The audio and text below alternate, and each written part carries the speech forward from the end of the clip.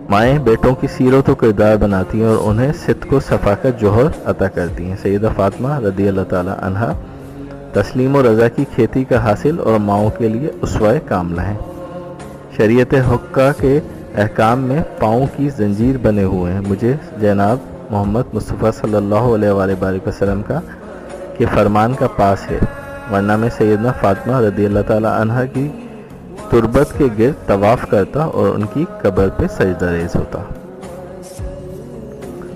اہل سنت وہ ہیں جنہیں محمد صلی اللہ علیہ وآلہ وسلم اور اہل بیت علیہم الرضوان کی غلامی پہ فخر ہے، جیسے کہ مولانا عبد الرحمن جامی رحمۃ اللہ علیہ فرماتے ہیں، منم ادنا ثنا خوان محمد غلام از غلامان محمد۔ میں محمد کا ایک ادنا سا ثنا خواہ ہوں جو محمد کے غلاموں کا غلام ہے۔ صرف جامی ہی اکیلا نہیں ان کا نعت خواہ، خود خدا بھی